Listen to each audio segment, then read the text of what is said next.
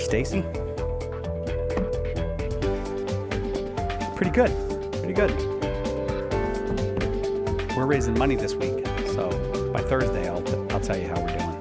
Today we're not raising money. It starts tomorrow. Yeah. Did you guys want the camera that high? It's not in my way. I can see Stacy, but it's just really high. No, my camera. It's kind of in the way of where you are. Whatever you guys want. If you're happy with it, I'm happy with it. Congratulations on the book.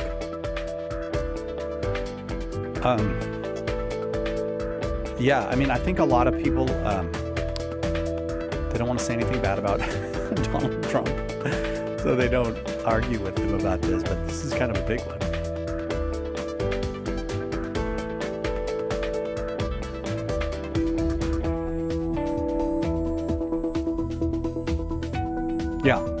Yeah.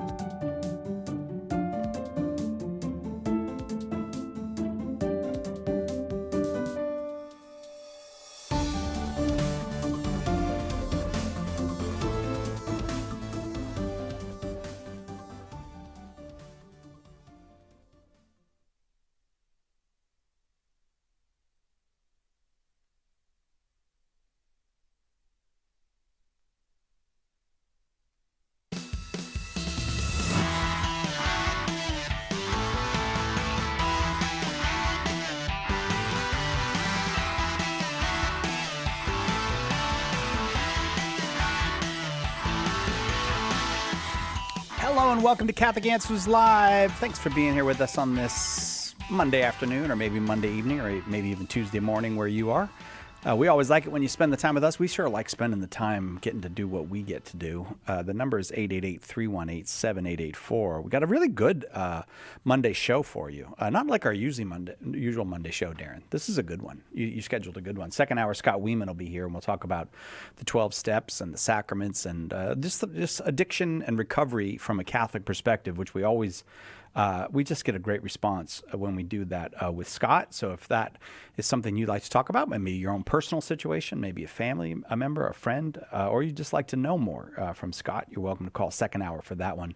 First hour, a tough topic, frankly, because we're pro-life people. We don't try to hide that fact. We're pro-life Catholics here at Catholic Answers, and then the IVF issue comes out, and there's a wonderful, very helpful new book out from just one of the best voices in the Catholic public space these days. Dr. Stacy Trasenko, scientist, theologian, and philosopher, has a new book called IVF is Not the Way, the False Promise of Artificial Procreation. Dr. Stacy Trasenko, thank you for being here with us.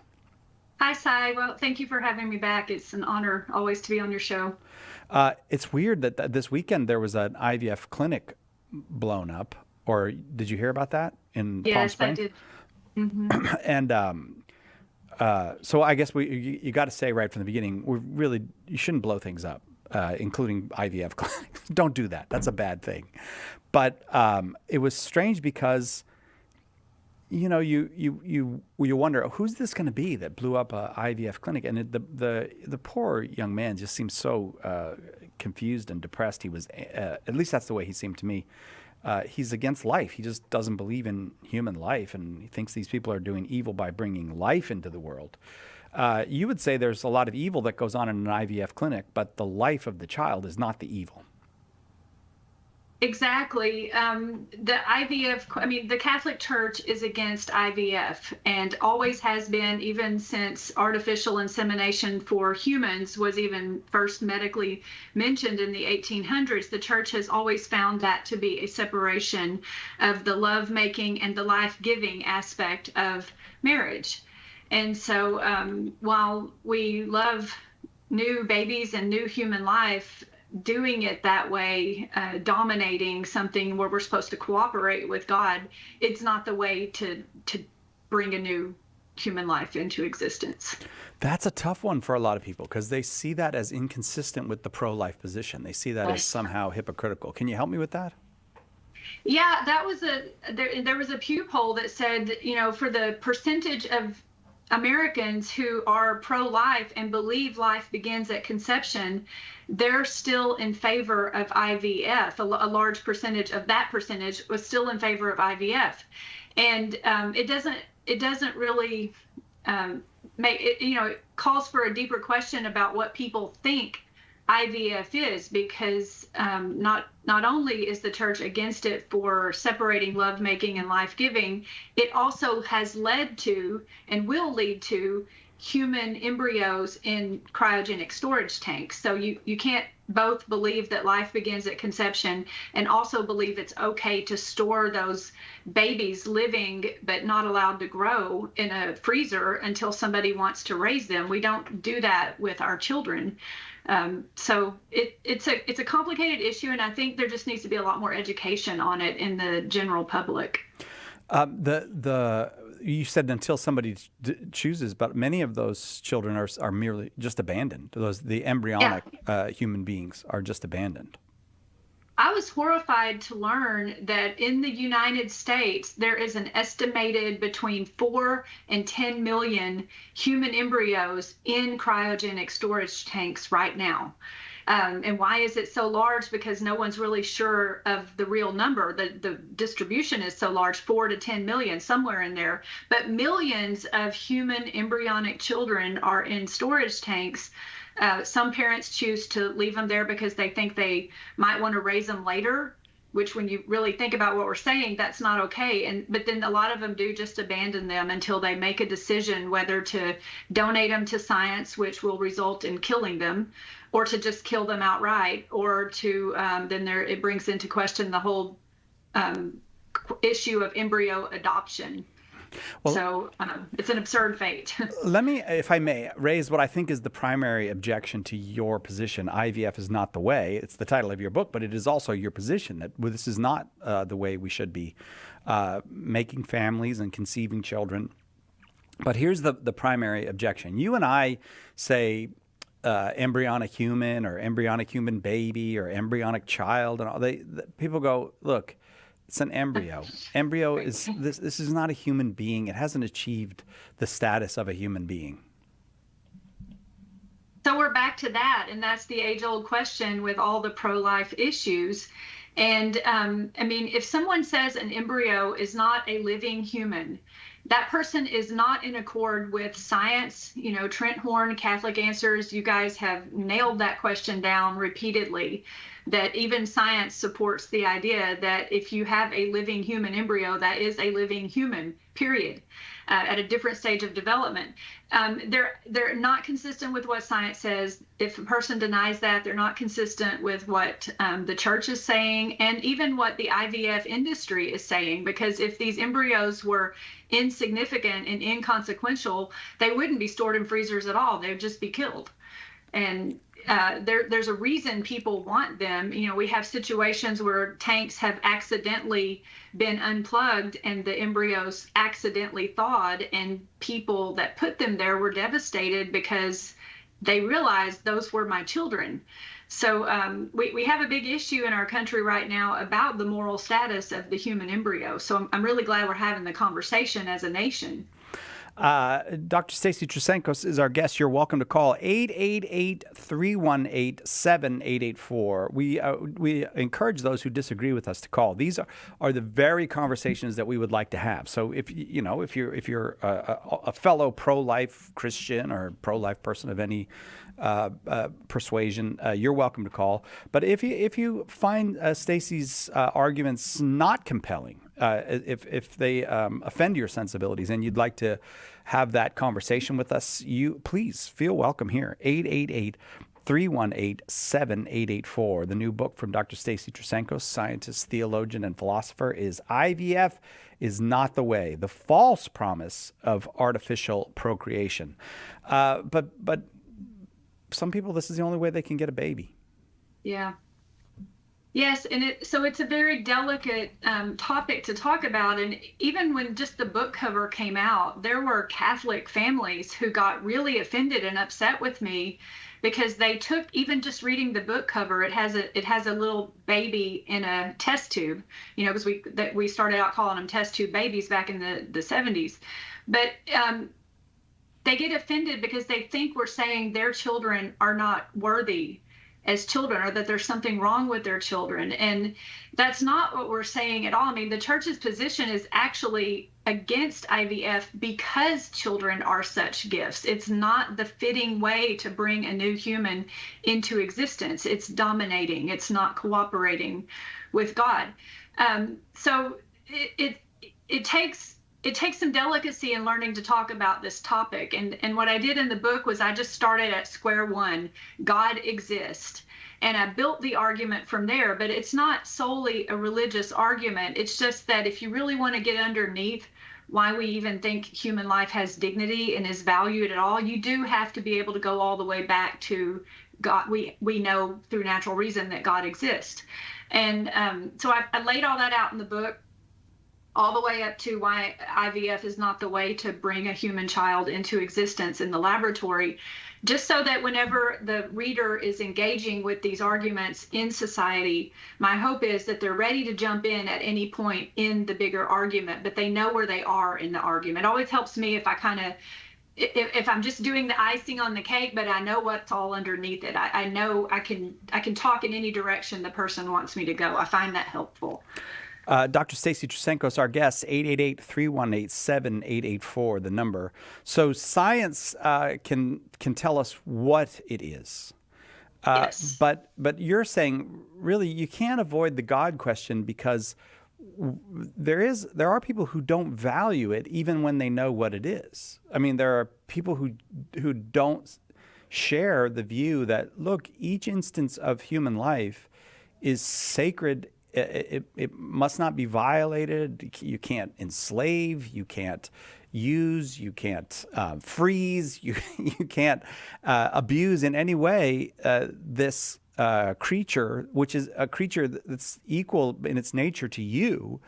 There's just many people that just don't see that part of it. They might even agree with the science. Yeah, I know that technically, sure, this is human life. It's not a salamander, you know. It's not a palm tree, but it's not really human life in the sense of having value. Yeah, and that's why I go all the way back to God's existence, because I don't know. I'm a convert, and I used to be of the persuasion that things like this were okay, that anything science can do is good, and technology is good. And I didn't know how to navigate the moral landscape because I wasn't Catholic and I didn't know all these things, and I was a chemist. I didn't really see the dignity of human life over anything else. But to understand what we're talking about here, you do have to get into how we know that humans have dignity because they're made in the image and likeness of God. So not only that God exists, but that God spoke to us and became incarnate and told us about the Holy Trinity, that he is the Holy Trinity. And from there, we understand that we're made in the image and likeness of God with a rational soul capable of, with the powers of intellect and free will to make moral decisions and to reason. And so we're special because of that. And that means we're special from day one. And that is behind all of the language in the church that children are gifts, and that in the marital act, the conjugal act, we cannot separate love making and life giving. You have to keep the procreative and the unitive aspect of marriage together, because it is so special to bring a unique human life into existence, that it needs to be within that scenario of the ultimate intimacy, the ultimate love between parents. It's the right the child has to be brought into existence that way.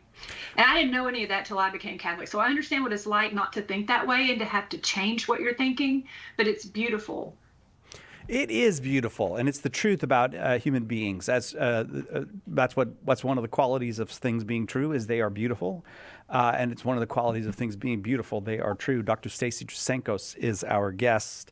And again, I want to encourage you, the hard conversations, we don't want to avoid them. We want to have those conversations. But if you have just a question about a curious question or a clarification you need, that's welcome as well. IVF is Not the Way is the new book from Dr. Stacy Trasancos. The False Promise of Artificial Procreation is the subtitle. 2 lines open. We'll be right back with more Dr. Stacy on Catholic Answers Live. Catholic Answers Live. Are you looking to study Catholic theology in a formal way with the guidance of faithful scholars? Underwriting for Catholic Answers Live is provided by the Augustine Institute, offering master's degrees in theology, pastoral theology, and Catholic education with flexible study options on campus, online, or both. The Augustine Institute equips students to serve Christ and His Church in schools, parishes, dioceses, apostolates, and the home. Learn more today at augustine.edu. Underwriting for Catholic Answers Live is provided by Magnificat. Published monthly, Magnificat features texts of daily Mass, prayers, articles, meditations, art commentaries, and more, in step with the liturgical rhythm of the Church, on the web at magnificat.com. Proclaiming the faith, changing lives. The year was 1984. Mother Angelica Live is the only religious program nominated for an award for cable excellence. Later in the year, she wins a Gabriel Personal Achievement Award from Catholic broadcasters and communicators. To learn more about Mother Angelica's life and the history of EWTN, visit EWTN.com/Mother Angelica.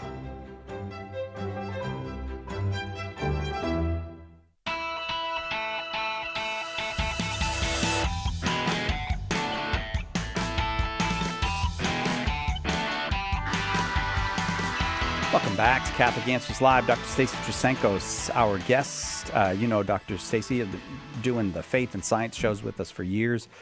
She wrote a wonderful book called Particles of Faith, which is about the intersection of faith and science and the ways that they are part of the whole view and are complementary and helpful to one another. The new book, again, IVF is Not the Way, and we're talking about in vitro fertilization today. 888-318-7884, the number.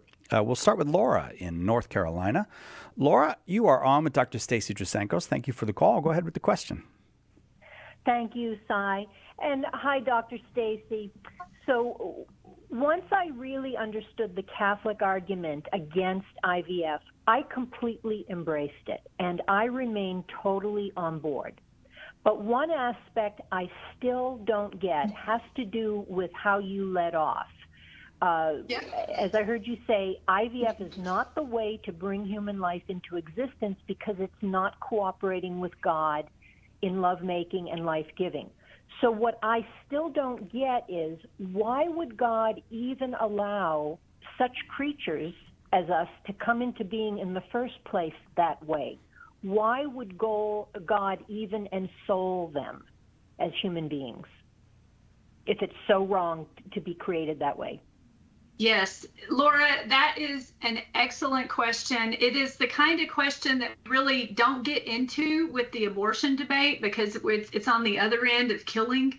this is bringing into existence? But that is an excellent question, and I'm sure a lot of people have that question. It comes down to free will. I mean, God created us with free will, and He created us with reason. And there are lots of ways that, I mean, the right way to bring a human child into existence is the unitive and procreative aspect of the conjugal act united. The totally right way is you have a loving mother and father, man and woman married, who are going to become the mother and father, who have all their problems solved in all their marriage, and they're completely united to become one. And in the perfect act of lovemaking, this child comes into existence. That ideal falls short in so many ways for so many people. There are all kinds of ways when we're not doing it exactly the right way that God still allows a child to come into existence. If there's a teenage woman who's a teenage girl who has sex out of marriage and becomes pregnant, you could say the same thing. Why did God allow this child to come into existence in this way? Or even, the horrible situation of rape, or even if you have, all the other ways where there is sex outside of marriage, because that's what IVF is. It's putting the sperm and the egg together, fertilization outside of marriage, outside of the marital act. And that brings up other questions, and I know that. I'm just going to set that aside. But God allows the creature to come into existence even though our actions were not right, because of free will. And philosophically, if you want to get into that, God grants the existence and the essence and every moment of our existence to every single one of us, and to every single thing that exists out there, including every single atom that makes up everything. God is granting existence to these things, and the matter is disposed to the form. So the form of the new human, the essence, the new human can be there in this situation where the matter is disposed to it, even if it's like in the petri dish in the lab. What the parents chose to do is wrong, but it's still a situation where the embryo can form. And so God will allow that to happen because that's how human lives come into existence. It's just that the humans tried to take over and dominate in that situation. And so the best way I know how to answer that question is people are created all the time, even when the parents aren't doing it the exact right, most perfect way. What do you think, Laura? Yeah, I appreciate the calling out the fact that unlike other methods where you're doing normal human intercourse, whether through rape or non-consensual coupling and so forth, this way where humans are 1 degree removed with sort of interfering technologically and so on, I thought that was sort of a game changer or set it completely apart. But really, when you helped me now in the way you put it, you helped me telescope out and realize, well, God is still allowing the natural laws of physics and biology and so on to operate, and that includes us as part of that whole natural system, interacting with it. And when I look at it that way, that I guess I can understand the allowance that God makes, because it's just part of the whole large complex system with his permissive will. Yeah. And Laura, you put it better than I did. You said God still allows the laws of nature to act in the way that they're created to act. And that is true. That's what happens. I thought so too, Laura. I thought you put it better than Stacy did. Yeah. Congratulations on that. Laura, when does your book come out? Enough out of me. Thank you. Thank you, Laura. Carl, that was great. Thank you, Laura. Carl in Dallas, Texas. Thanks for waiting. Go ahead, Carl, with your question. I just had a question. Intuitively, my Catholic sense is that IVF is wrong, and that the dignity of the baby is being somehow violated. I mean, intuitively, I have that feeling, but I don't really understand that. I mean, if you were just going to do like a straight argument, like first premise, second premise, conclusion, or, some kind of Thomas natural law explanation of it. I do understand God directly wills life to come in through a married couple, always and everywhere. Okay, but then the question is, the question somebody might say, well, isn't it better to have a new human being? Let's assume that I happen to be a multiple. I'm an identical triplet. So it really offends me that anybody would reduce multiple births in the womb. That's just extremely offensive to me. But in any case, even if you didn't have to do that,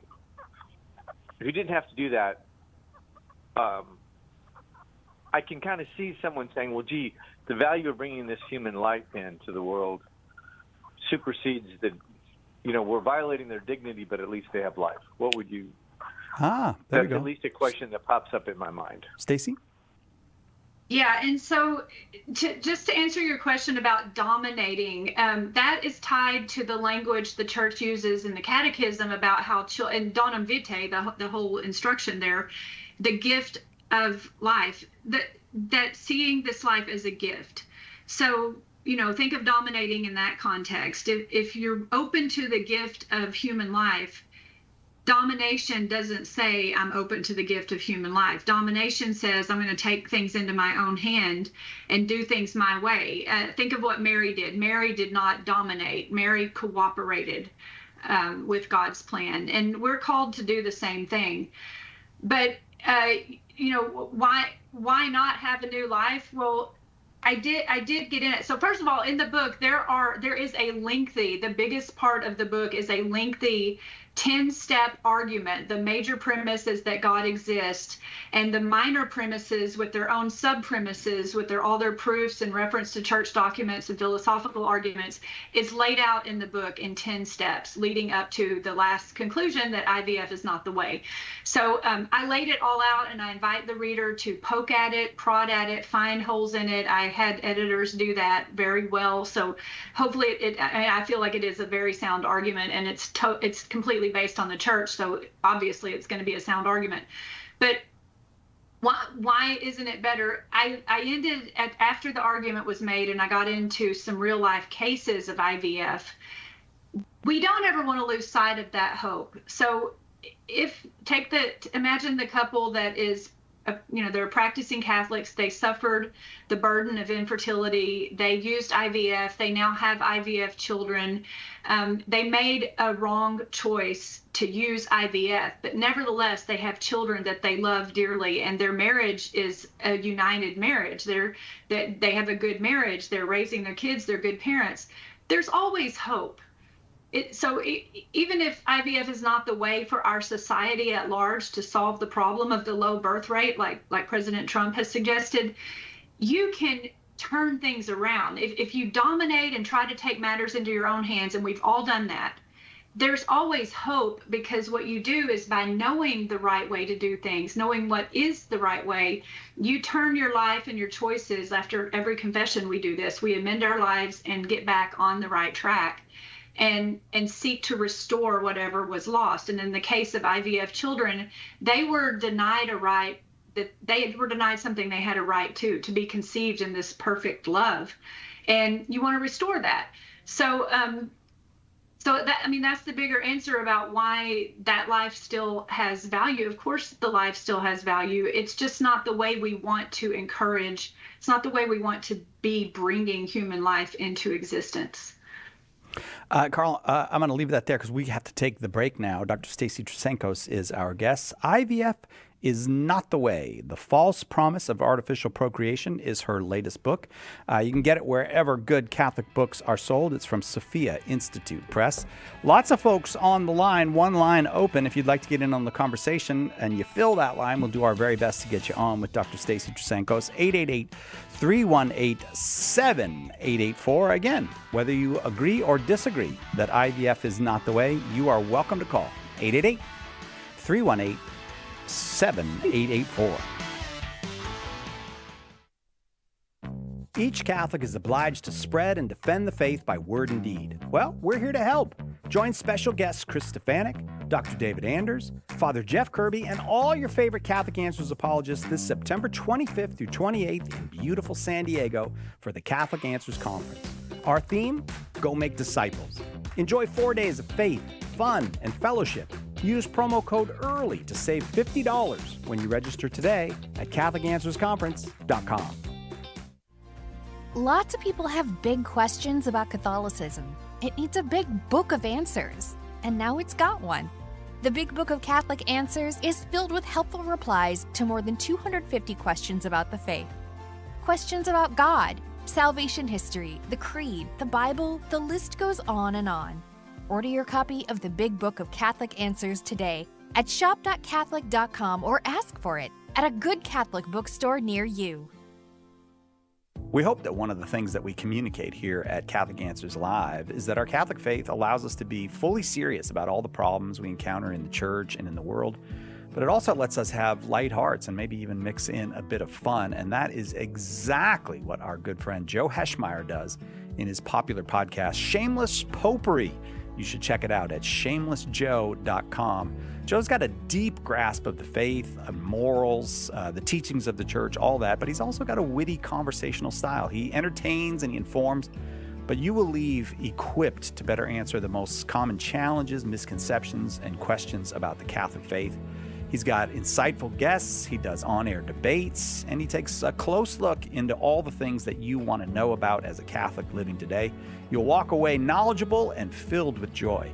Look for Joe on his YouTube channel. Check him out at shamelessjoe.com or wherever you get your podcasts. And if you like what you hear, become a patron.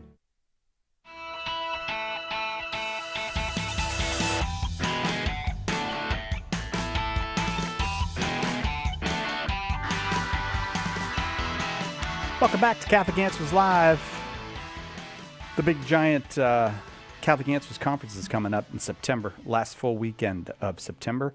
And we'd love it if you'd come. CatholicAnswersConference.com is where you go, CatholicAnswersConference.com.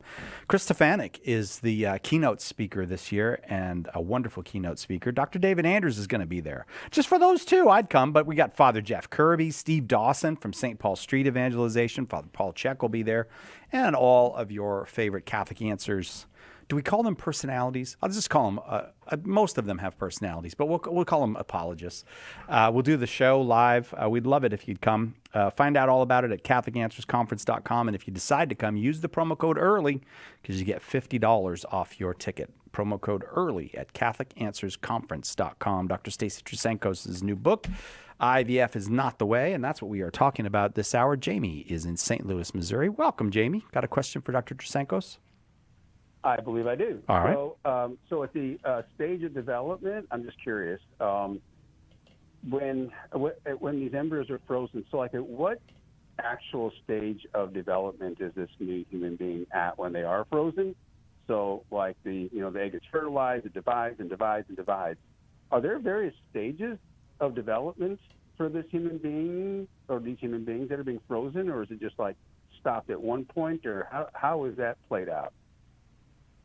Yeah, Jamie, the answer is they're frozen at what's called the blastocyst stage. It's about 5 or 6 days after fertilization, and it still is, it looks like a ball of cells, a clump of cells, like 32 cells. And these cells are also totipotent or pluripotent stem cells. So when you hear about human embryonic stem cell research, that is where they get them. They get them from leftover IVF embryos that weren't implanted and are left in these freezers. So I hope that answers your questions. 5 to 6 days after fertilization. Nope, that was perfect. Appreciate it. Thank you. All right. Thank you, Jamie. Thanks very much for the call. Noelia is in San Antonio, Texas. Noelia, welcome. Go ahead with your question. Yes, hi. I hope I can articulate my question. But I have two nieces that decided to have a child. And so they had I'm not sure if it's an IVF but either way, they winded up with some twins, and they're the most adorable children. It's broken up my family a little bit because, we were taught that we should not judge and we should love everyone. But some of my family members think, well, no, it's evil. It's against the rule of law. God does not approve of this. But I'm just wondering, is this something that we should embrace as far as just the children, not the situation on how they became to be humans? Yes. All right. So, it's just a very small question, but it's a big deal in my family right now. Okay. This is another huge question that people have. And I just, I don't know if you can see that. I just had an article at Catholic Exchange that came out a few days ago. How do you respond to an IVF conceived person? And it answers that question directly, Noelia. Because what we always want to do is look for the good. And obviously, first of all, the only reason we're even talking about this in the context of church teaching is because the church teaches that those children are gifts beloved by God and should be beloved by their parents and their family and the rest of us, the same as any other person. The whole issue around IVF is that the church is affirming the human dignity of these children. So, first of all, your two nieces are, always affirm the goodness of who they're like. You got to be really careful not to make it sound, and it's hard because sometimes people hear things you don't actually say, but they hear it because they maybe feel guilty or something. Don't want to say anything that indicates those children are somehow less than human. Of course, I know you're not saying that. I would never say that. But the church's teaching is because those children deserve the rights and dignity of any other child. So all of the good there. But also, if someone's done this, there is hope. Like I was saying before, this act is done. The parents have already made the decision. They've already done it. And I look at it a lot like, the woman who gets pregnant out of wedlock. We're not going to say in society that women should go around getting pregnant out of wedlock, because that's not good for society. That's not the way to build a strong family. Nevertheless, if that happens and there's a child that comes into existence this way, and that woman's trying to do the right thing, maybe the parents get married, or maybe the father leaves, but the woman goes on to meet another man that will step in and fill that void and restore that right that was taken away from that child when its father left. If there is a turning towards the good, then affirm that. Stick with that. Like, we all have sin. We all have things we've done that we need to go to confession for. And if a couple has chosen IVF, that's something they need to repent of and acknowledge. They should not be going around continuing to say this is the right way. But nevertheless, it's a sin that's been in the past. It's fine to love those children, to love their parents, to do all of the family and uniting and affirming things that we do when we love any of our family members. And hopefully, within that bond of love in your family, you can lead your family member to see why IVF wasn't the best choice. But I talked to Catholic families who were, the best case there could be. They're very loving. They regret the IVF decision, but they leave it there. They love their children. They love each other. They're doing everything like the rest of us, trying to build their family. Okay, Noelia? Perfect. Thank you so much. I appreciate it. You really helped me understand. Okay. That we should all love each other and not judge. Noelia, thank you very much for the call. This is an important thing that I still run into people who are confused about the Catholic teaching on IVF, who think that it's somehow a rejection of the child that's born. And that nothing could be further from the truth. No, nothing could be further from the truth. And, I like the parallel with a child that's conceived out of wedlock. Why would you ever treat that child as anything less? If anything, that child was denied certain rights that he or she had. So you want to go lean in. You want to go towards love there. We have to be careful about that. John's up in Boise, Idaho, listening on 1140 a.m. John, thank you for waiting. Go ahead with your question for Dr. Stacy Trasancos. Hey, y'all, I really appreciate the conversation. Let me just start by saying I understand this is a very sensitive subject, and I'll try to frame this in the best way that I can. But I just want to take a little bit of some of the emotion out of it and kind of shift maybe a little back to the theological. And I have to ask, at some point, as a believer, obviously there's unbelievers that will do what they do, but as a Christian, at some point, doesn't this really become an act of trying to sidestep or thwart the will of God to try to kind of appease, quote unquote, a selfish need that I want a child so bad that I will do things that I know I shouldn't be doing? Mm-hmm. Yeah, it is that's the whole language of domination, which is contrary to the idea that children are gifts. And we just need to keep talking about it, because the people who choose IVF don't think of it that way.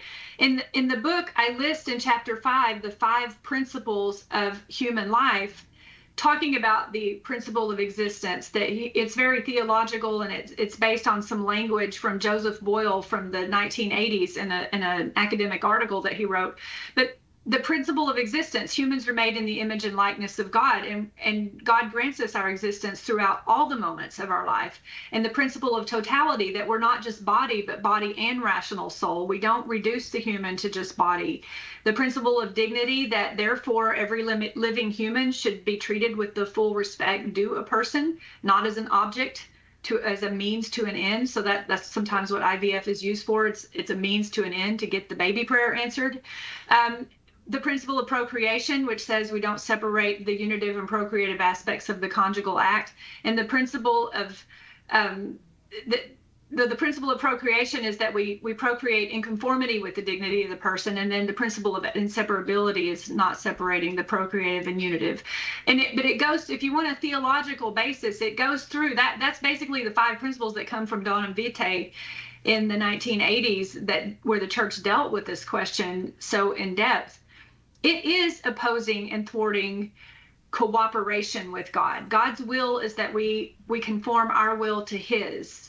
Pray every day, God grant me the grace to do your will, because sometimes doing what God wants us to do feels really strange in the moment. It feels really contrary to what we want in the moment. Having raised 7 children, I can tell you life is full of that kind of ups and downs.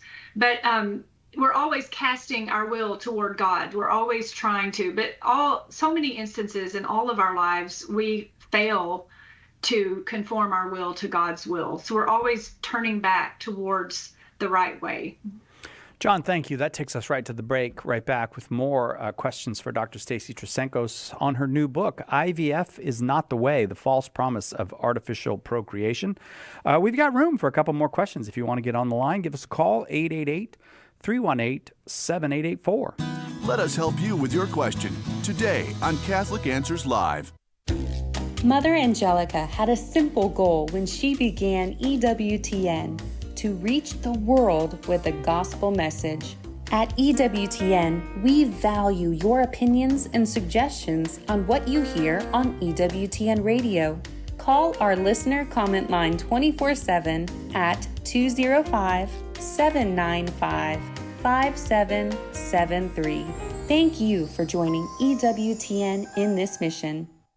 Who was the first Catholic in your family? Were they evangelized by a friend, a coworker, a stranger? Did you ever think that you could be that person that God uses to save a soul? And that soul could save their family, their grandchildren, and generations to come. At St. Paul Street Evangelization, a Catholic nonprofit, we train, equip, and mobilize Catholic disciples to do the urgent work of evangelization. Catholic Answers is supported in part by St. Paul Street Evangelization, streetevangelization.com.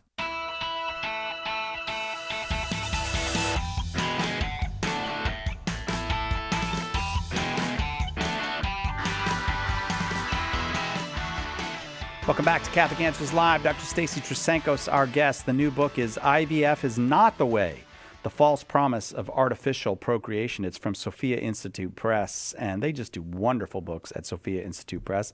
And you can get the book starting tomorrow at sophiainstitute.com. Go to sophiainstitute.com and get your copy. And this is one of those, I think, Stacy, this is one of those that's a long argument.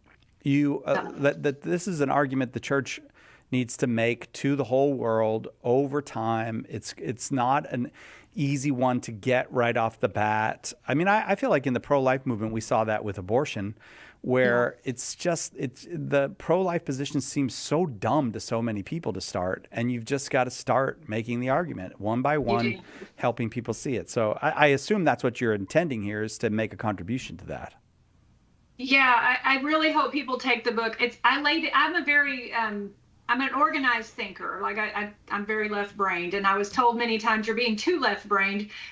But also in the philosophy and theology and science of the book, it also removes the emotion in the argument part of the book, just for someone struggling to maybe not be confronted with emotions, but just to see the logic that's laid out for the church. I find that very useful. And of course, I get into more emotional stuff at the last part of the book, but the bulk of the book just lays out the argument from beginning to end. What's it like to be an organized thinker? I just can't imagine that, Stacy. I'm the kind of person that doesn't like poetry. I'm like, just say what you got to say. It's not trying to be all fluffy. Oh, man. I'm the kind of person that doesn't like poetry. Could we cut that out and we'll play that whenever Stacy's on? That's a gravestone quote right there. She was the kind of person that didn't like poetry. Monique is in Idaho listening on the Salt and Light Radio Network. We're glad you're here. Monique, go ahead with your question. Well, I'm in my early 40s, and we trying to have a baby, and we've been trying since we got married at 30. Oh. And so it hasn't happened yet, and some of it I think is health related, but also they told me my egg count is low, and then also the egg quality is poor. So I just felt IVF was the only way. I was at dire straits, really, because I know God has a plan for me and my husband, but I feel like you go through so many emotions trying to get pregnant, and when it's not happening, and you're like, I'm built to do this. I was made to do this by God, have a baby, but it's not happening. So I feel like I'm less of a woman in that stance. But so it's very emotional and very crushing for me to not be able to do it. But that's all I have to say about that. Stacy? Monique, I would say that I was thinking of you when I was writing this book. It's a very hard book to write. And I interviewed two women, and I hope you do read their stories. I'll send you the book if they want to get your address. I'll happily send you a copy. I interviewed one woman who what she said first to me when I talked to her is, "This is what I wish someone had told me before she chose IVF." She was very much in your situation, even to the point where the doctors had told her her eggs weren't good. So she and her husband, they're Catholics. They started IVF for the same reason, had been trying about 10 years, no babies, and that's all she ever wanted. And so she didn't understand why God wasn't giving her the one thing she felt like she needed. She felt like the doctors were telling her that she was broken. And she said, once you get into this IVF process, you become, quoting her, she said, "We became invested financially, physically, and emotionally and developed tunnel vision. You don't even start asking questions about what else God might be calling you to do." And what happened in her situation is she's anonymous, they used another woman's eggs, and she got 2 children out of that. But she said 12 years later, she regrets that decision more than anything else in her life, because it caused a rift in her marriage. The husband goes off somewhere else to collect the sperm, you know what I'm talking about, and they haven't told the children that she's not actually their biological mom, and she doesn't know how to tell them. And it caused problems in her marriage because they had embryos in a freezer, and she and her husband couldn't talk about it. They couldn't bring themselves to talk about it, and it caused all kinds of communication problems in their marriage.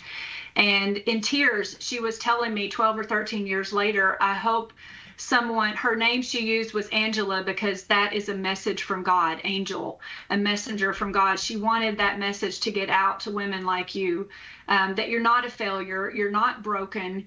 And she wishes somebody had told her all that before she made that decision, that there are other ways to be a mother. I dedicated the book to my aunt and uncle. My aunt became infertile, also only wanted babies. That was her greatest goal in life. She became infertile after her first pregnancy was a loss, and something happened with her uterus, and she was never able to conceive. But my aunt and uncle, now married over 60 years, went on to foster parent over 100 children.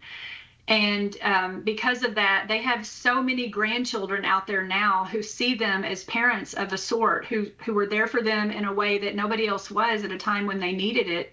The kids they foster parented are grown now and have their own children, and they are flooded with cards and visits and phone calls at Christmas and birthday and all throughout the year because of all of these children that they became parents to. So, I don't know what God has in store for you exactly. Infertility can be a very bitter gift, but IVF convinces you you're broken and it's the only way, when there actually are other solutions, whether it's a natural solution or whether you're just called to something else that you didn't want or expect. Monique, thank you very much for the call. I'm very sorry. I would like to point you to a website called springsinthedesert.org. Catholic women who have had experiences similar to yours. Extraordinary, really an extraordinary ministry. So if you'd like to check it out, springsinthedesert.org. Thank you, Monique. I'm going to try to get everybody on if I can, and there's a couple more here. Mary's in Germantown, Maryland. Welcome, Mary. Go ahead with your question. Yes, thank you for taking my call. I have a niece who is trying to get pregnant, and she and her husband have spoken to me that if it doesn't work naturally, that they're considering IVF because his brother's wife has actually conceived via IVF successfully. And so they already have a slant towards IVF being okay. They do not share my faith. And I just want to ask, how do I respond without saying too much? But yet I can't be happy if they end up telling me that they're actually going to start IVF. What do I say in my response to them in a way that I'm not coming across as judgmental or bossy, because they're not going to ask my opinion. They already have a positive attitude towards IVF. Mm-hmm. So if you could guide me, I'd like to be prepared in case that situation happens. Okay. Yeah. And you're also the reason I wrote the book, because I think a lot of people are going to be having this question now because our president has said he wants to make IVF available and more affordable for couples because he sees it as a solution to people having more babies. So, you're already going to be fighting that attitude. And I don't want to just say go buy the book and read it, but I wrote the book with that in mind. You have to know the full big argument, because what your relative could end up doing is asking you, how do we know that embryos are human? How do we know that humans are special and unique and are dignified? How do we know? So it could lead to all kinds of in-depth conversations about what God has revealed to us and what the Catholic Church guards as the deposit of faith and the truth. So, try to see it. I can't say exactly what to say to her. I can just say, enter into that bond of friendship. You have to use, you have to be nimble here and not push too hard. You have to respect their autonomy, meaning if they do choose to go down this path, it's not over. Keep the relationship open, keep the hope open, and just walk that road with them. It's like any kind of relationship. You're in it for the long haul. Mary, as I said, I want to try to get everybody on if I could. So I'm going to just say thank you and keep moving. Rose is in Pennsylvania. Rose, thank you for waiting. If you could be a little bit quick, that will help Dr. Stacy respond. Hi. Thank you. It's just really a comment that my husband and I were struggling with having children, and I was upset, he was upset. And then we went to a company to talk about IVF, and then when I was there, the woman told us all about it, and I asked questions. I asked lots of questions, and then near the end of the conversation, she said, well, when the eggs don't make it, how would you like to have the burial for them? And when she said that to me, that's when it dawned on me that, oh, my God, I can't do this. This is totally unnatural. I can't bury the embryo, other children, that I'm just selfish. I felt very selfish, and I realized that I was in love with my own DNA for myself and my husband's DNA, and I decided I'm going to just try for adoption. And I think Trump should try and make adoption a little easier, because that is difficult, and that's what I wanted to share. And I know it's a painful journey. Amen. Thank you. Amen. Bye. Thank you. Thank you. Stacy, I feel like I can get somebody else on. We'll give it a try. Paul's in Alabama. Paul, if you could try to be quick with your question, we'll do our best to get you an answer from Dr. Stacy Trasenkos. Oh, I was just going to say that my daughter was in her mid-40s, and they tried the IVF for a couple of years, and I think they'd implant, and then they'd lose it, and this, that. And finally they gave up, and then they conceived naturally, and now they have a beautiful boy. Oh. I was wondering if there was a lot of problems with IVF taking, because they kept losing them. So it interferes with the natural cycle, and somehow. And what's the science on that, Stacy? Are people having what's the what? Yeah, and that, Paul, your question and comment tie into the previous one. The reason that IVF clinics want to produce more than one embryo, which is very hard on the woman's body, because they have to give her an unnatural amount of hormones to get her body to produce more eggs than it normally does in a cycle. The reason they want to produce more embryos is because it's expensive, and they want to have backups in case the embryos they implant don't come to full-term birth, like you're saying. Because a lot of them don't. And clinics are, their bragging rights, or what they promote to the world, are their success rates, which means how many embryos how many babies result from their cycles of collecting eggs and fertilizing them. So they do have a hard time. One of the people I interviewed for the book said that she works with nurses who work in the NICU.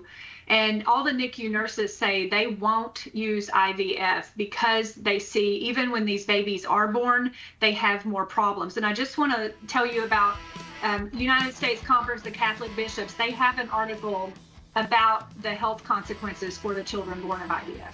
I'm so glad we were able to have that conversation, even though we had to have it quickly. Paul, thank you very much for the call. IVF is not the way, the false promise of artificial procreation. Dr. Stacy Trasenkos is the author. The book is available tomorrow at Sophia Institute Press. Just go to sophiainstitute.com and get your copy, and be ready to have these conversations. Dr. Stacy Trasenkos, it is always a pleasure. Thanks very much for starting us off this week. Thank you, Cy. Thank you. All right, coming up, we're going to talk with our good friend Scott Weeman about Catholicism, addiction, and recovery. If you'd like to get involved in that conversation, give a call, 888-318-7884.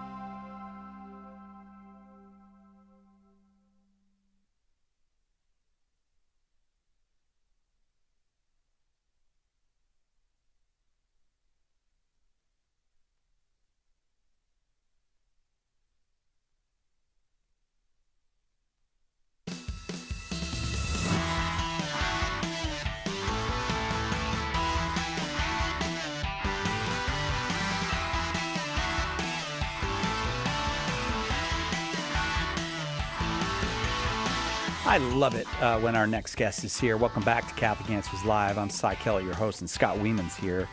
And Scott's doing, I think, some of the greatest work in the apostolates of the Catholic Church right now. Really important. He's the founder of a very, very important apostolate, and helping many people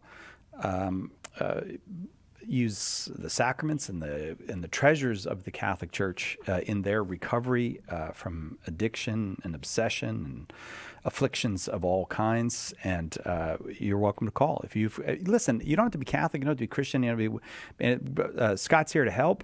And if you've got questions about addiction and recovery, you are welcome to call 888-318-7884. Scott is the author of The 12 Steps and the Sacraments, A Catholic Journey Through Recovery. He's the founder of Catholic in Recovery, and he's got a new book we'll talk about momentarily. First of all, Scott Weeman, welcome. Yeah, pleasure to be with you, Cy. It's always great. How are you? I'm very well, thank you. Very well. And it's always great when you're here because we get to have conversations of a different kind than usual. And I always, there's always somebody that finds help when you're here. So thanks for being here with us, Scott. Yeah, always a pleasure. How's everything going at Catholic in Recovery? Maybe I should just let you give the pitch to start with. What is Catholic in Recovery and how is it going? Well, I was waiting for you to drop the name. You said, great apostolate doing great work. I know, and then I it took didn't you say a little it. while to say Catholic in Recovery. Sorry. So, and just appreciate the opportunity to get on for an hour, answer some questions, take some calls, and share hope and healing related to addiction and recovery, and to let people recognize you're not alone. If you're struggling with an addiction, a compulsion, an unhealthy attachment, I don't really care what you could call it. Sometimes people appreciate that compulsion or unhealthy attachment maybe summarizes what it is that they're struggling with a little bit better than the term addiction. But, that might be related to lust, pornography, food, gambling, internet and technology, codependency, you name it. The family impact of addiction, how to navigate a loved one's addiction, whether that be a spouse's or a child's or a parent's or whatever the familiar relationship might be. If you're listening today and that's you and you can relate to some of the stuff that we're discussing, you're not alone. And yeah, Catholic in Recovery, we're continuing to grow.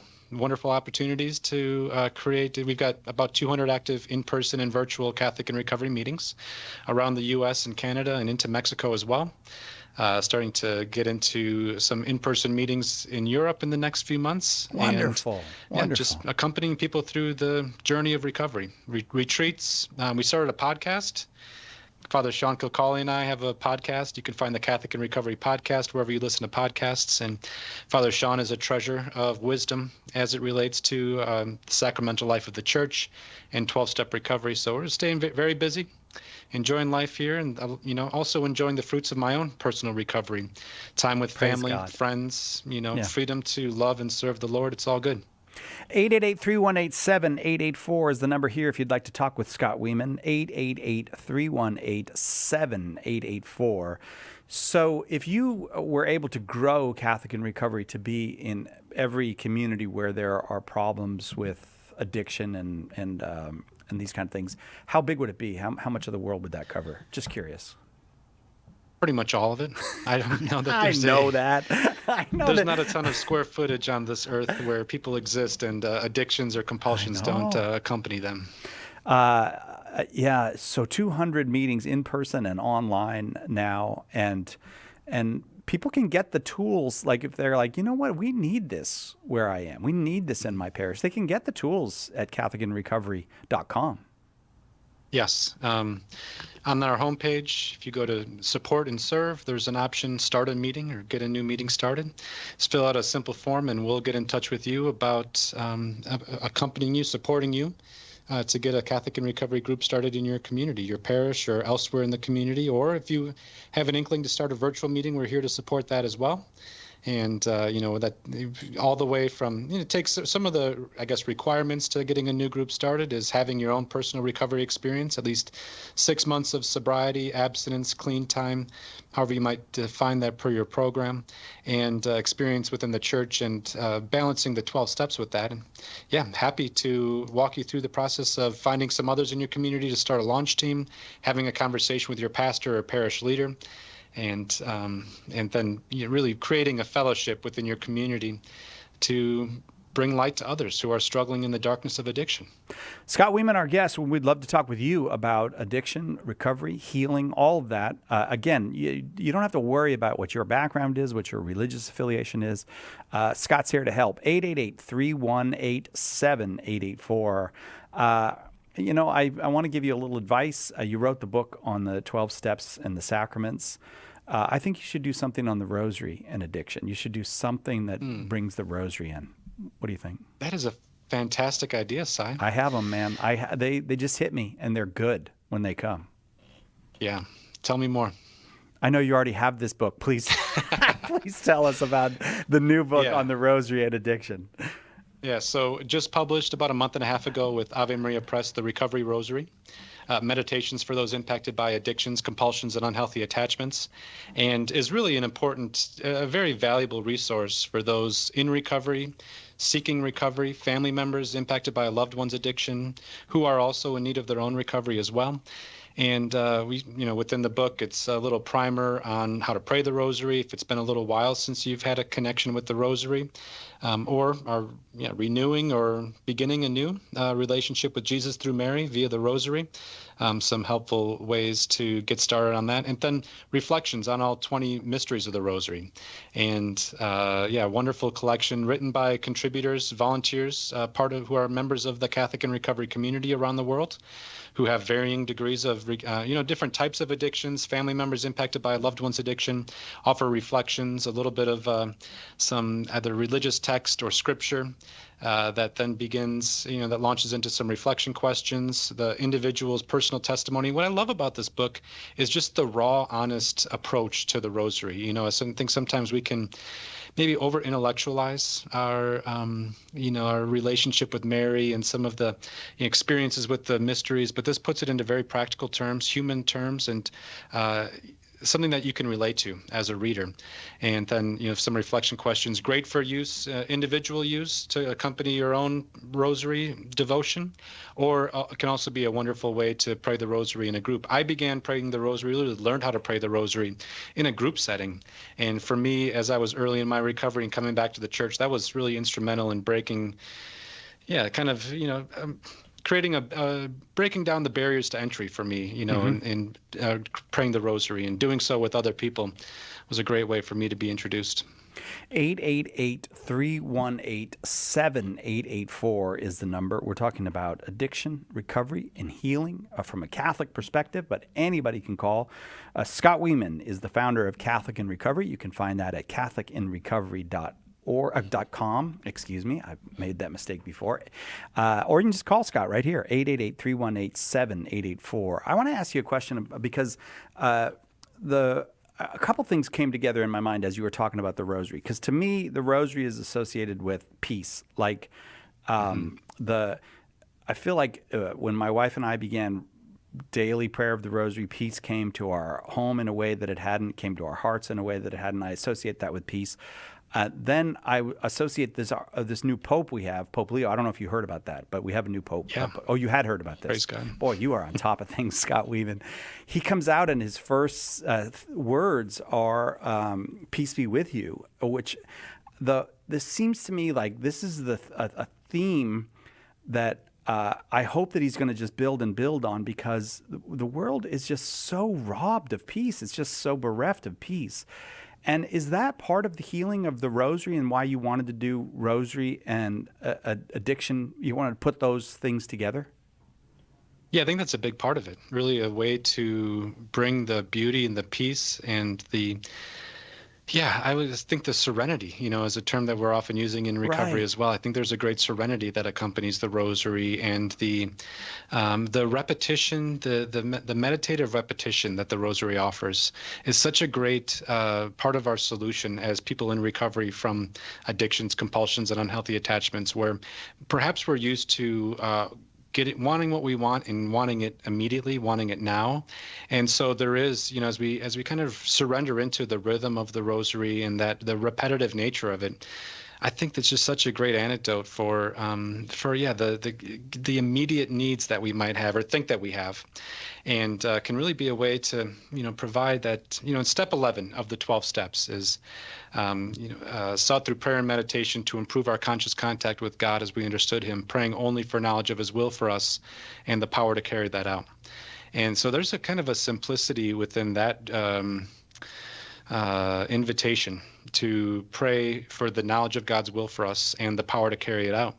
And I think that the rosary, especially as we look to Mary's example of dealing through hardships or the joys of her experience on earth with Jesus being the mother of God, can really be a great resource to accompany us through that and find perhaps some new peace and new freedom as we're either getting started on our recovery, or perhaps we've been in recovery for some time, active in our faith for some time, but looking for a way to blend and integrate our faith with our 12-step recovery, rather than feeling like we need to take our Catholic hat off before we go into a recovery meeting or take our recovery hat off before we come into the church. We can kind of live in that very integrated space where we're just fully ourselves, fully in recovery and Catholic, and not having to really separate those two very valuable and fundamental parts of our lives. Scott Wieman is our guest. We're going to get to callers when we come back, so if you're on the line, hang on the line. If you haven't called yet, there are lines open still, 888-318-7884. One of the things that Scott's visits always remind me of when Scott is here is that Jesus is a healer, and He loves to heal people. And if you're yourself in need of some healing, or a family member is in the area of addiction and recovery and all of that kind of thing, give us a call, 888-318-7884. There's only one Catholic Answers Live. Are you a coffee drinker? If so, you can now enjoy a coffee roasted to perfection by the Carmelite monks of Wyoming. Delicious Mystic Monk coffee is roasted and prepared by monks in a hidden cloistered monastery and is available in over 25 varieties. All Mystic Monk coffees are works of perfection and labors of love. For more information on how to purchase Mystic Monk coffee, visit mysticmonkcoffee.com. That's mysticmonkcoffee.com. Hi, this is Father Mike Schmitz. Please join me for Ascension's Bible in a Year and Catechism in a Year here on EWTN Radio. We're going through the entire Bible and the Catechism in 365 days. If you've ever wanted to understand what it means to be Catholic and allow those truths to shape your life, this is for you. Bible in a Year and Catechism in a Year with Father Mike Schmitz, tonight at 10 p.m. Eastern, 7 p.m. Pacific on EWTN Radio.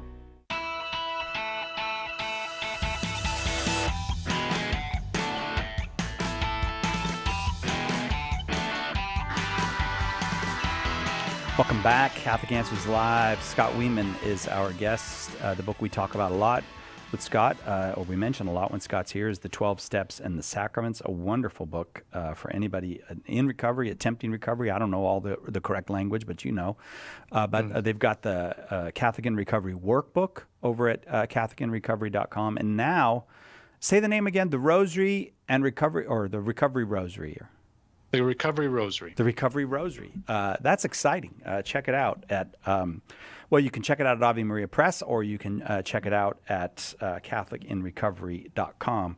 All right, lines are starting to fill up. There's still 2 lines open if you'd like to get your question in or have a conversation with Scott, 888-318-7884. But we'll start with Teresa in Ohio.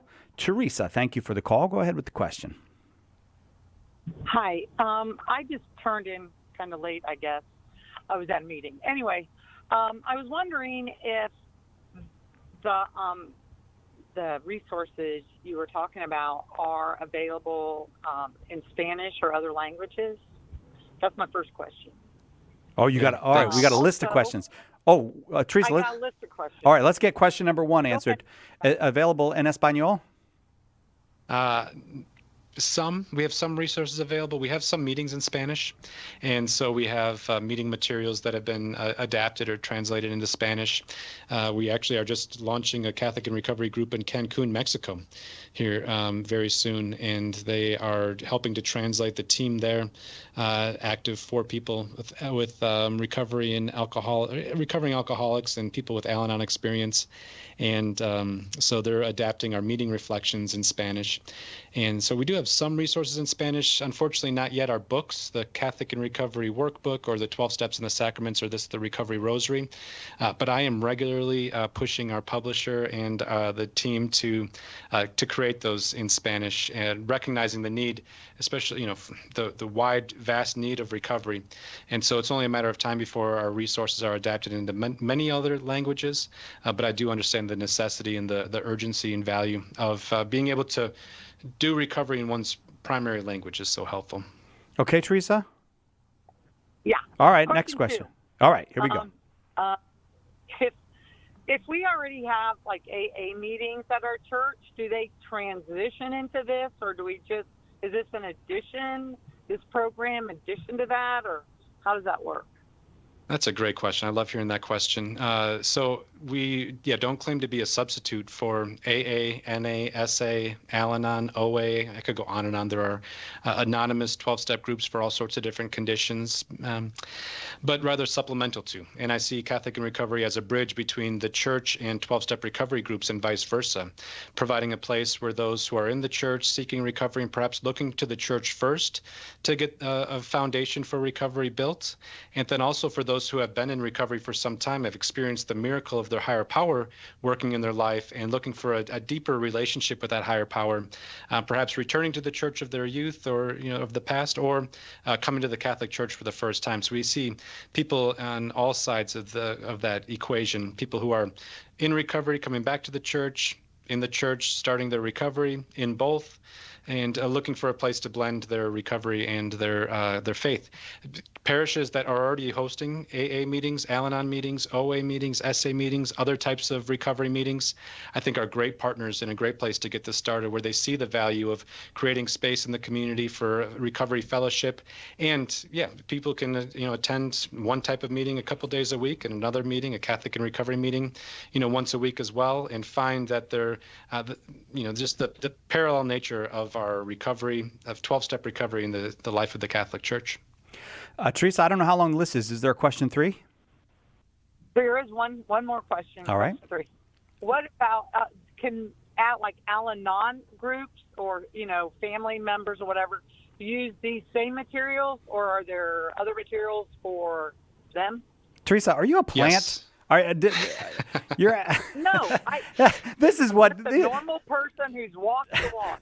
These are the exact questions that Scott wants asked. All right, go ahead, Scott, with your answer for Teresa. Yeah, these are really great clarifying questions. So you're spot on, and it sounds like you've got some wonderful recovery experience yourself and would love to connect outside of this.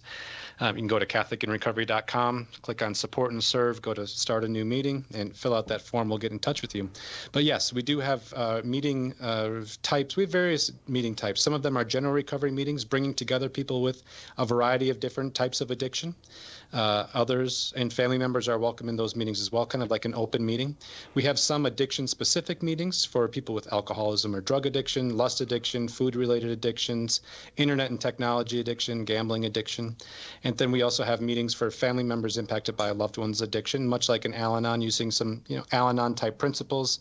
Each week we reflect upon a reflection that ties together either the daily Mass readings or the Sunday Mass readings, and adapt it into really reflecting upon the overlap between 12-step principles and kind of the essence of our liturgy that week. And so we adapt those meeting reflections for different types of meetings. And have several family members who are active in Al-Anon or finding their way to Al-Anon via Catholic in Recovery. We also have adult children of dysfunctional homes or adult children of alcoholics meetings. Some subtle nuanced differences between Al-Anon and ACA type of principles. So yes, we have a variety of meetings available. Teresa, what a great call. Thank you so much for that. Now all the lines are full, so on we go. Frank's in Philadelphia, Pennsylvania, listening on 1570 AM. Glad to have you here. Frank, go ahead with your question for Scott Wieman. Don't say Glenn. If I start talking, you may hate me. Scott, I'd like to have a question, but it's more of a comment. I want to thank my friend Captain Lou, who never gave up on me when I gave up myself because I couldn't get sober for a long time. Beautiful. I want to tell you, I'm sorry, not tell you. I want to tell you, your listening audience, what worked for me after a long time. Captain Lou gave it to me. You ready, guys? You ready for the secret recipe? Let's hear your secret recipe to recovery, Frank. What worked for me, I said 20, more like 30 years or 25, I forget. Go to Mass every day. Exercise every day. Go to meetings every day. And listen to Catholic radio when you're home or in your car. And those 4 things. And that's what happened. And all of a sudden, boom, I got sober. Wow. What do you think, Scott? Before? Praise God. Yeah, I think that's. I'm so happy to hear that, Frank. And yeah, it's a beautiful thing about the people who never give up on us. And I think that's one of the greatest things that you're going to find in a recovery fellowship or meeting is that you're going to find people there who are saying, keep coming back. Allow us to love you until you can love yourself.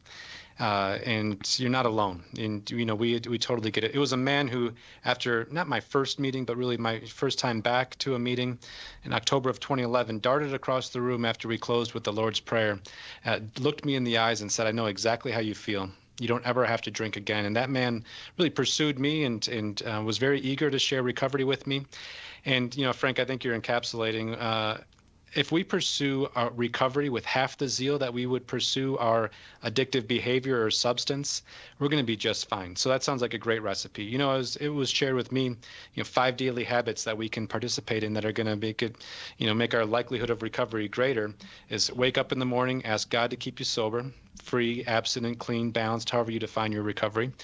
Second, go to a meeting. It's encouraged 90 meetings in 90 days, but also the things that get us sober are the same things that keep us sober. Third, connect with other people outside of the meeting, making phone calls to people maybe who have a little bit more time and a bit less time than we do. 4, read recovery literature and or scripture. Listening to Catholic radio might be a decent substitute for that, especially if it's Catholic Answers Live. Amen, and brother. then 5, thank God for keeping us sober at night. And in fact, Michael, the man who really imparted a lot of this wisdom on me, he would say, Scott, why don't you at the end of the night toss your keys in your wallet underneath your bed? That way in the morning when you're going down there to get them, you're on your knees, you might as well say a few prayers anyways. And, in this very humble and desperate disposition and posture. Frank, I'm so appreciative of your call. Thank you. Did that all make sense to you? Well, yes, but I wanted to ask you a question. Okay. The doctors don't agree with me. They said it's a genetic problem. As a result of my heavy drinking over a period of decades, I got a lot of medical problems. I'm pretty much confined in the house right now. They can't. Do you know any Catholic naturopathic / holistic doctor in the Philadelphia area could maybe help me? Do you know any in the area?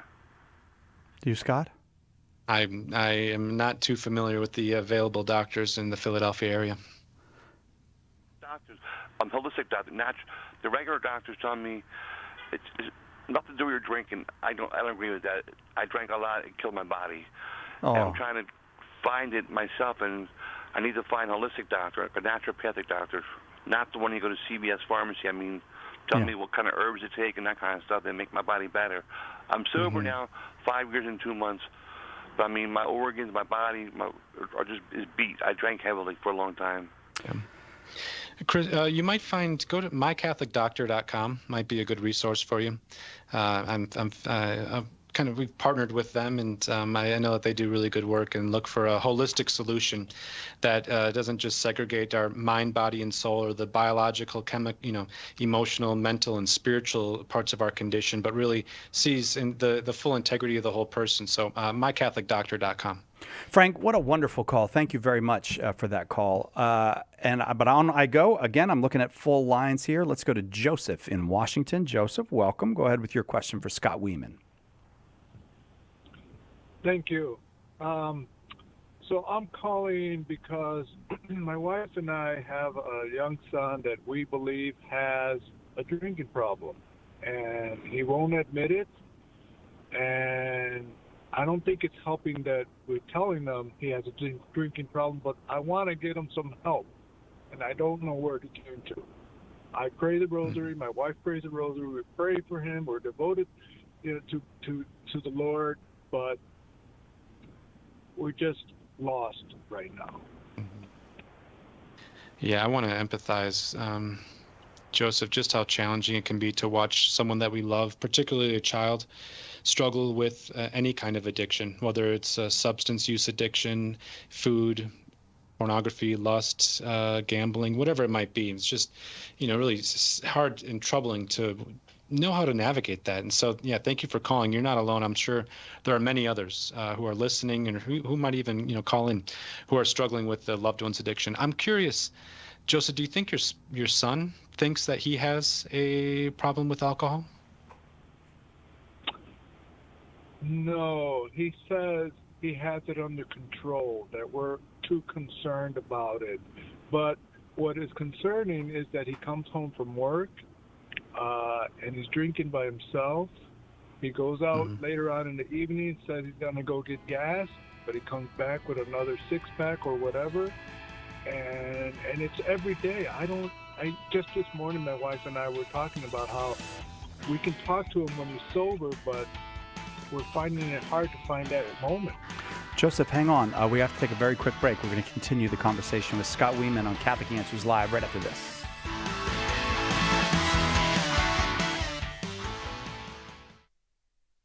Deepen your connection to the Church's holy days and seasons while you draw on the wisdom of the Church Fathers. Feasts of Our Fathers, the new book from Mike Aquilina and Adam Lucas, is a treasury of history, prayers, insights, and lessons that will bring you closer to the earliest of Catholic traditions. Take your prayer life and your solidarity with the Church, past and present, to a new level. Order your copy of Feasts of Our Fathers today at shop.catholic.com. We hope that one of the things that we communicate here at Catholic Answers Live is that our Catholic faith allows us to be fully serious about all the problems we encounter in the church and in the world, but it also lets us have light hearts and maybe even mix in a bit of fun, and that is exactly what our good friend Joe Heschmeyer does in his popular podcast, Shameless Popery. You should check it out at shamelessjoe.com. Joe's got a deep grasp of the faith, morals, the teachings of the church, all that, but he's also got a witty conversational style. He entertains and he informs, but you will leave equipped to better answer the most common challenges, misconceptions, and questions about the Catholic faith. He's got insightful guests, he does on-air debates, and he takes a close look into all the things that you want to know about as a Catholic living today. You'll walk away knowledgeable and filled with joy. Look for Joe on his YouTube channel. Check him out at shamelessjoe.com or wherever you get your podcasts. And if you like what you hear, become a patron. Our Lord needs articulate defenders of the truth to spread the joy of the Catholic faith. Catholic Answers monthly giving club, Society 315, helps you fulfill the call in 1 Peter 3:15 to always be prepared to make a defense for the hope that is in you. For as little as $10 a month, you'll help Catholics grow in faith, bring lapsed Catholics home, and lead non-Catholics to the truth. Go to casociety315.com and join today.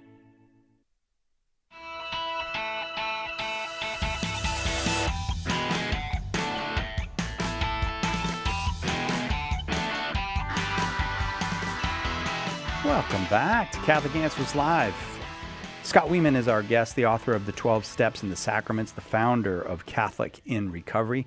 And I want to get right back to the phones because Joseph in Washington is on the line with a question about his son who seems to be drinking too much. But Scott, I will turn that conversation back over to you. Yeah, I was asking a couple of questions and Joseph, I'm curious, kind of what I'm getting at is like, what would need to happen in order for your son to realize that there was a problem? Like, is there perhaps a natural consequence of his behavior that might need to take place in order for him to like really be awoken to the fact that something needs to change here? Well, here's our biggest fear, that if he's driving intoxicated, the fact that he might cause an accident and even worse, hurt himself or hurt somebody else because of his drinking, right? Or get into an accident at work. I believe that he is constantly drinking, and that's what our biggest concern is that he doesn't realize it, but until something big happens, and then what? Yeah. So I would say, I'd suggest that again, you are powerless over alcoholism, much like he is, and he may not be able to see it. In fact, the way that he views it is likely that, perhaps alcohol is his problem, but also alcohol is his solution. And so he's in this, this death cycle, spiritual death cycle of addiction, where also I'm sure it's accompanied by a ton of shame as well. This belief, the core belief that's been developed that I'm unlovable, and if people really knew me, they would reject me. And so therefore I need to find something that can meet my needs. And so alcohol has been the substance that he's been seeking in order to meet his needs and find relief. Of course, that has great consequences. That leads to other emotional and mental challenges, and really pulls us from what our responsibilities are. And unless he realizes the natural consequences of his behavior, there's the likelihood of him saying, yeah, you're right, Dad, I think I do have a problem. Might not, he's going to just fight you on that. Now, I understand, we have, especially, family members can turn toward fear and use fear to rationalize a lot of maybe things that may not be beneficial for you or him, but can be, lead us to resentment and challenges, and making it difficult to even have a strong relationship with God, and coming to believe perhaps like no one else gets where I'm at. So I would encourage you to, and your wife, to find some Al-Anon meetings like we referred to with the previous caller, or even Catholic in Recovery. We have family and friends recovery meetings, virtual meetings on Wednesday and Friday. You can find them in different areas of the country as well. And you can find Al-Anon meetings all over the place all the time. And this is going to help you to navigate, recognize perhaps what it is that you can change, what you can't change. Even the Serenity Prayer, the very first part of the Serenity Prayer, God, grant me the serenity to accept the things I cannot change, the courage to change the things I can, and the wisdom to know the difference. And, the things that we can change is our own attitudes and behaviors. That might mean that if, you believe that he's got a problem and you think that he's putting people in danger, then, but you can't really take away his keys, or perhaps you could, perhaps you can't. Just putting up some kind of boundaries, but learning how to do that in a way that is detaching with love, and, being separate but hopeful still, and even perhaps some self-discovery. Those are some key components of family members' recovery. It's again, a challenge. You didn't cause this. You can't control it. It's not your responsibility for curing this. And I think it'll be very beneficial for you and your wife to find others who have been in your shoes, who have learned how to navigate a loved one's addiction. So Al-Anon, Catholic in Recovery, family and friends meetings or groups can be very helpful. Okay. Wow. Yeah, okay, thank you. And I'm sorry. How do you spell Al-Anon? So I can. Yeah, that's Al-Anon. And it's really designed. You can even look up resources on their website. I think alanon.org, and find all sorts of really kind of some beginning understandings. Come to see. And even educating yourself on alcoholism and addiction can be incredibly important and valuable as well. But you're going to learn from people who have been in exactly where you are, how to best navigate this, maybe how to even let go in some ways, but letting go in a loving way that actually, as we let go, it gives our loved ones who are struggling with an addiction or alcoholism, gives them the opportunity to be empowered and perhaps recognize the need for help themselves. I am going to leave it there. Joseph, thank you for that call. I do hope that was helpful to you. Our guest is Scott Wieman. We're talking about addiction and recovery from a Catholic perspective. He's the founder of Catholic in Recovery, a wonderful organization that you should find out about. Go to catholicinrecovery.com to find out more. The number here, if you'd like to talk with Scott, is 888-318-7884. Grace is in Los Angeles, California. Grace, thank you for waiting. Go ahead with your question.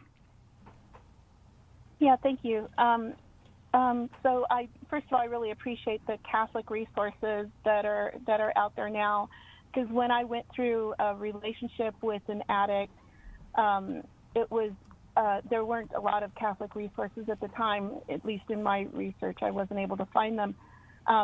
But my question is about how often a connection between addiction and abuse exists. Because I was in a relationship where my husband developed a sex addiction, and I became aware of the addiction probably the last 7, so for about 7 years, we dealt with it together. He went into recovery programs. We were going to meetings, myself for codependency or being in a relationship with a sex addict, and he was going to his meetings. And at some point, it turned abusive, and not to where I was getting beaten or anything like that. It was more like I was being put at risk for diseases and that type of thing, since he was a serial adulterer. And I'm just wondering how often that's kind of the pattern, that someone in an addiction, because they are being enabled by the relationship or for whatever reason, they become somewhat abusive, like with complete disregard to what the impact of their actions is causing. All right. Go ahead. Does that make sense? Yeah. Okay. Grace, thank you for calling. Yeah, I'm so sorry that you've gone through that. And are going through that. It's something that maybe if the abuse is over with and the relationship, maybe there's some distance there, this is still something that's really has a big impact in your life. In fact, 70 to 80% of betrayed partners in a relationship with sexual addiction, the betrayed partner being the spouse, the husband or wife, show symptoms of PTSD. And so it's a great trauma, and there is almost those PTSD symptoms of not being able to trust, avoiding emotions, avoiding people, places, or situations that might trigger some memories.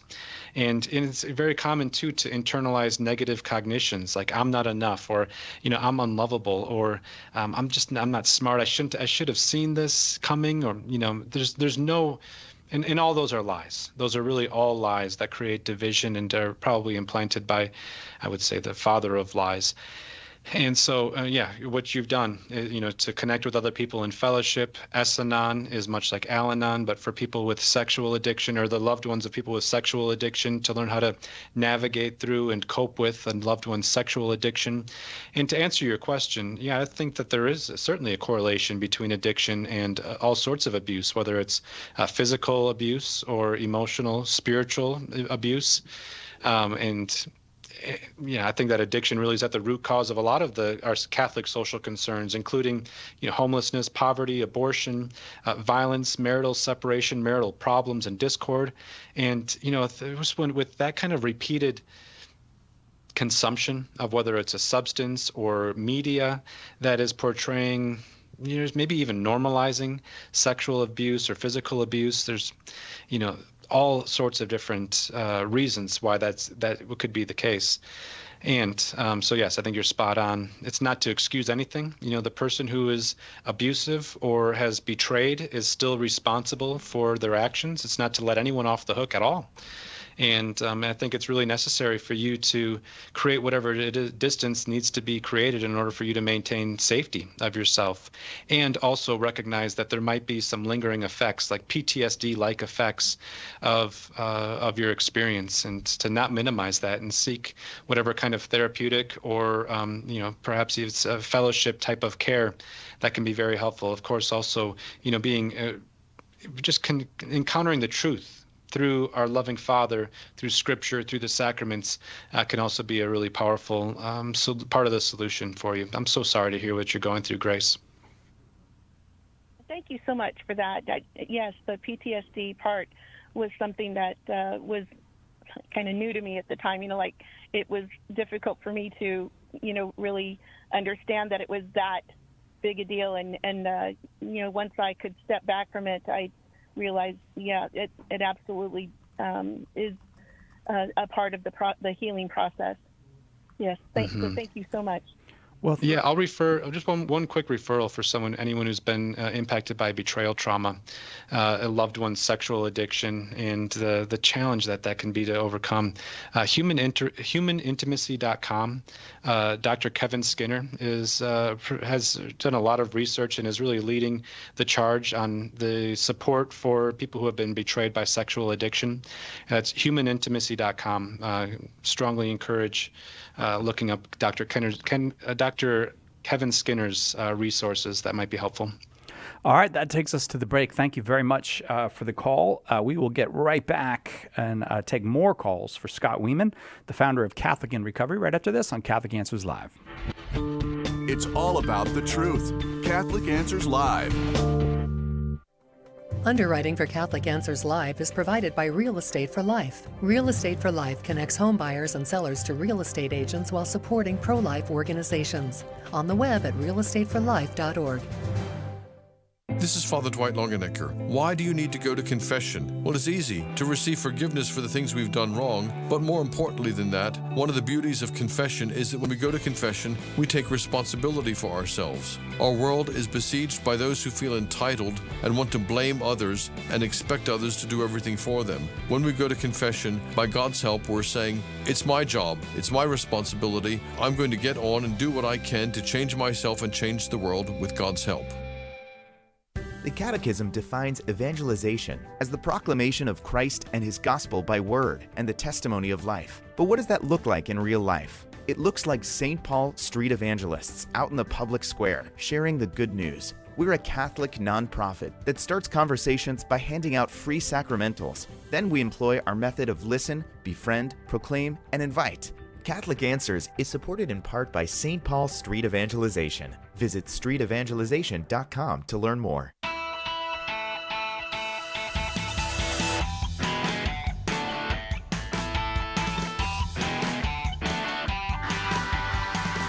Welcome back to Catholic Answers Live. I told you at the beginning it was going to be an extra good Monday show, and I wasn't wrong, was I? An extra good Monday show today.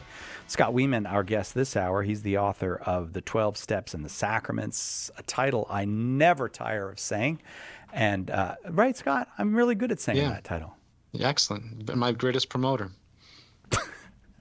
All right. It did take me probably 10 years to get the title right. And the way I do it now is I just put the book in front of me, and I always wanted to put the word 7 in there. I don't know what that was about, but I couldn't stop doing it. But now I know it's the 12 Steps in the Sacrament. He's got the new book, and it's the Recovery Rosary. You can get that also at Ave Maria Press, probably anywhere you get your good Catholic books. But you can also go to CatholicInRecovery.com. Lots of folks on the line still, so back we go to the phones. Let's go to Gabe in Cleveland, Ohio. Hello, Gabe. Go ahead with your question. Hi, Cy, and hi. Thank you so much for everything that you're doing, Scott. I'm a long-time recovery person, like 40 years. Congratulations. I've recovered. I got, I wanted to ask about something specific. There's a lot of, I'd say, spiritual abuse and New Age-ism going on. And as an early recovering person from alcoholism, I want to say, fell into a lot of New Age stuff, although I was very, not completely buying into it, but I did it all. I was, through nuns, I became a kahuna, Reiki master, all this stuff. I mean, you name it. I have an endless curiosity. But my question is, how can we safeguard and help people who are in the throes of this? And I have a very dear friend who's Catholic, and she's very much into, basically it's Hindu practice, and she was doing like readings, and I told her that's actually witchcraft, and she got upset. But these types of things are addictions unto themselves. And then on the other side of the spectrum, I have a dear friend who I'm coaching through the 12 Steps, and she grew up in monstrous circumstances where spiritual abuse occurred, and literally she was like brainwashed like a prisoner of war, like no different. Mm-hmm. And I too have recovering from CPTSD and a number of other things, and by the grace of God. And I pray the rosary regularly, and the Divine Mercy Chaplet. But I'm just wondering, how can maybe we get this part in there? Because there's a whole lot of bad theology out there. There's a lot of things that people fall prey to, and they actually, in the throes of recovering, they come into these addictions that are of a spiritual nature. All right. Scott? Yeah, so let me synthesize. I think I'm understanding, if it's just to make sure I'm understanding correctly. I believe, what you're saying is that, in recovery communities, secular 12-step recovery communities, recovering from a variety of different types of addiction, within those rooms, which are spiritual, spiritual in that they, are all descendants of Alcoholics Anonymous, which the big book of Alcoholics Anonymous and the essence of that program describes the absolute necessary, the necessity to build a relationship with a power greater than ourselves. That's put pretty broadly, but in the text, it also refers to really religious practices that can benefit us. It doesn't take a stance per se on like one religious denomination or the other. And as our culture has become much more secularized in the 90 years since the beginning of 12-step recovery groups, as have those meetings. And so it's not uncommon to hear people describe themselves as spiritual but not religious, or you might even from time to time hear someone describe themselves as a recovering Catholic, as if it's a condition that needs to be recovered from. And that does not broadly at all depict the intention or the essence of 12-step recovery groups, which are speak and say pretty blatantly that we would learn from, we can benefit from the religious practices. And Catholics invariably become better Catholics through participation in AA and 12-step groups. And so, those, I don't think that we can really be immune, especially in secular spaces such as 12-step recovery groups, from this kind of New Age theology, if you will.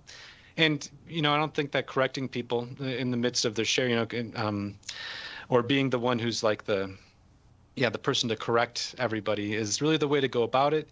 I think that certainly being in those rooms and being able to share freely about the joys that we've found and the freedom that we've found by leaning into our faith while also practicing important recovery principles is the greatest light that we can shine. And, it's attraction rather than promotion, as we say here in 12-step recovery groups. And so if we can be really a ray of light to the world, and sharing about how, and we don't necessarily have to filter in describing our relationship with God or our love for Christ or our devotions to our faith. There might be maybe some subtle hints that we shouldn't be doing that in recovery groups, but I think, just share freely. Father Sean Kilcawley, priest from Lincoln, Nebraska, who's wonderful at describing and speaking on these topics. Him and I recently recorded a podcast that talks about exactly this topic. The Catholic in Recovery podcast, a resource that you might find helpful, on Apple Podcasts, Spotify, even on YouTube. And we explore the various ways that we can really carry our faith with authenticity while not shying away from it in secular 12-step groups, but also being respectful of perhaps the traditions and still wanting to create a space of unity within groups where someone may have some New Age theology or some New Age ideas to share. But we can't be fearful of that. And certainly I think our presence in recovery meetings as Catholics to share about the beauty, truth, and goodness of our faith is so necessary and so important. I'm going to leave that there. Thank you, Gabe, very much for the call and for the question. I want to get now to Robert in Des Moines, Iowa. Robert, thank you for your call. Go ahead with your question for Scott Wieman. Yes, I'm here. Thank you very much. Hi, Robert. I spoke to you a couple years ago, Cy, and I never forget hearing you daily on the radio, the empathy you showed me and the kindness. And it just came through over the phone, and it was just a super thing. But Scott, I just listen. I'm just turned 70 2 Saturdays ago. Last Saturday, on the 19th of April. Since I've been 39, I've been on methadone.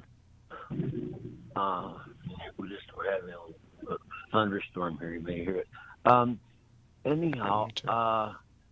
I just can't get, I've talked to experts in this field, priests and so on and so forth will tell me that, no, you aren't buying it off the street or something like that. You're getting on prescription and all this sort of thing, so it's not a sin. But no one's going to convince me, and maybe I am the expert using my conscience, that it is a sin. Because certainly God doesn't want us every day taking a very huge dose of methadone, 80 milligrams I'm on, not that big. But, I just can't. Is it a sin? What do you say? I appreciate you sharing thank you. Really, Robert, thank you for sharing your story, and you're not alone as well. So I've heard this, I had received this question several times. So methadone or Suboxone is another prescription medication that can be helpful for people who have struggled with an opioid addiction, which has a great strength and power to it, and not in a good way. And so, getting off of that can be really challenging and actually almost deadly sometimes for our bodies. And so these, methadone or Suboxone can really quell the craving that we might have. It might have, it's not nearly as strong as an opioid might be.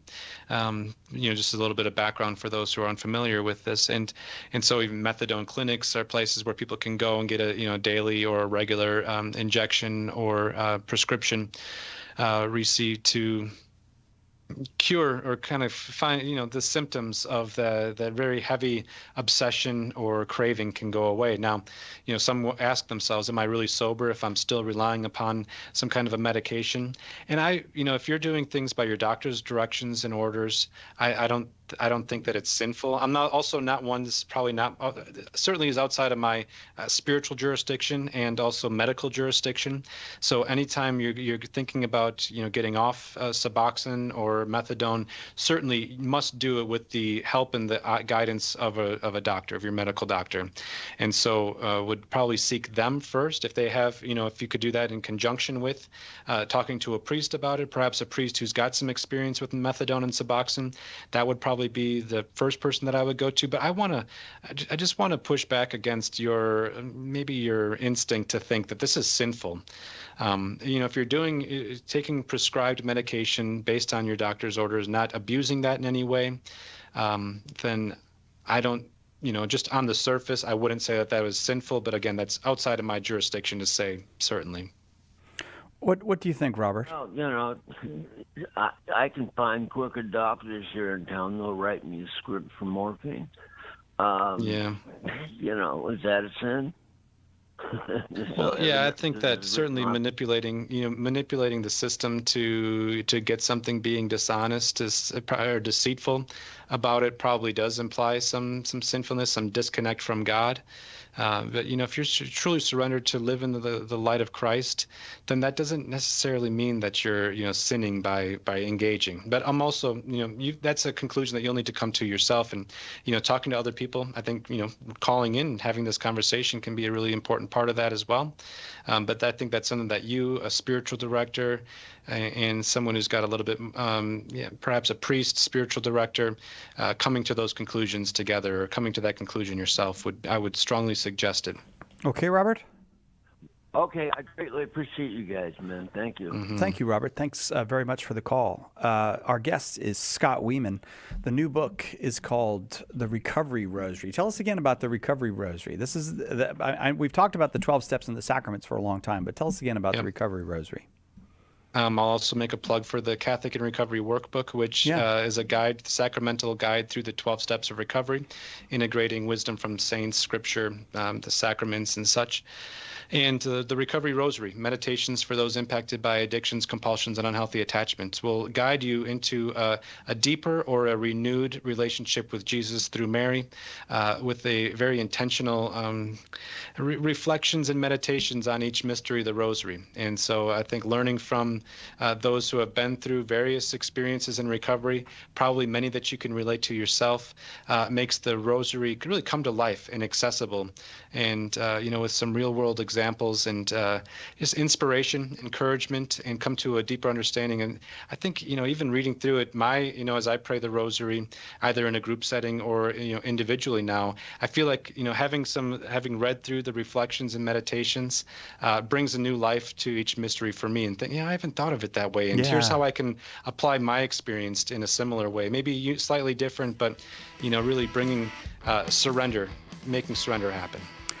Hey, Scott Wieman is the founder of Catholic in Recovery, and I think it's one of the great things happening in the Catholic Church today, all over the church, and Scott and I have discussed this on the air before. All around the world, people are rediscovering Christ as a healer, and that among the three main things the church has been given to do, healing is one of those. And this is a beautiful ministry of healing. If it's something that would fit into your life, check out CatholicInRecovery.com. Maybe you can find out how you can provide it where you are, or at least get it going where you are.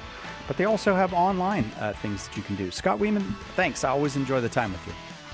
My pleasure. A privilege to join you today, Si. All right, that'll do it for us. We'll see you next time, God willing, right here on Catholic Answers Live.